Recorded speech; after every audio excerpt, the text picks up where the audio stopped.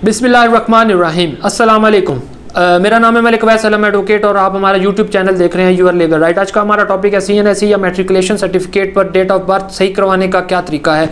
जब भी आप नादरा के पास जाते हैं तो नादरा आपसे बोलता है कि आप कोर्ट डिक्री लेकर आए, क्योंकि जो एफिडेविट लोग लेकर जाते हैं तो ये एक गलत तरीका है। जब और कोर्ट डिक्री के लिए सबसे ज़्यादा ज़रूरी ये है कि आपके पास CNIC पे चेंज करवाने के लिए 4 डॉक्यूमेंट्स होने चाहिए। हॉस्पिटल स्लिप अगर अवेलेबल है, बर्थ सर्टिफिकेट, बे फॉर्म और मैट्रिकुलेशन सर्टिफिकेट अगर आप पढ़े लिखे हैं तो ये 4 डॉक्यूमेंट्स होने चाहिए। अगर आप क्लेम करते हैं कि आपकी डेट ऑफ बर्थ जो है वो ये करेक्ट है और ये गलत है, इसके लिए आप लीगल काउंसिल से कांटेक्ट करेंगे और ये डॉक्यूमेंट्स आप पेश करेंगे। इसके लिए केस फाइल होगा और केस फाइल करने के लिए 2 लॉज डील करते हैं, section 42 of the specific relief act और article 120 of the limitation act ये डील करते हैं। आर्टिकल 120 बताता है कि आपने 6 साल के अंदर म्याद है कि जब आपके नॉलेज में आ जाए कि आपने केस फाइल करना होता है 6 साल के अंदर, और कोर्ट से डिक्लेरेशन लेकर आपने नादरा को सबमिट करना है। ये तो मैं ये आगे बताता चलूँ कि लोग ये मसाइल फेस करते हैं कि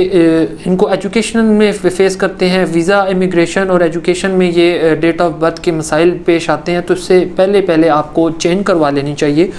और इन केसेस में आपको जो पार्टीज़ बनाने हैं, अगर मैट्रिकुलेशन सर्टिफिकेट आप चेंज करवाना चाहते हैं तो आपने कंसर्न एजुकेशन बोर्ड को आप पार्टी बनाएंगे, और CNIC या बे फॉर्म में या बर्थ सर्टिफिकेट पे आप अपना जो है वो डेट ऑफ बर्थ चेंज करवाना चाहें तो आपको यूनियन काउंसिल और नादरा को पार्टी बनाना होता है।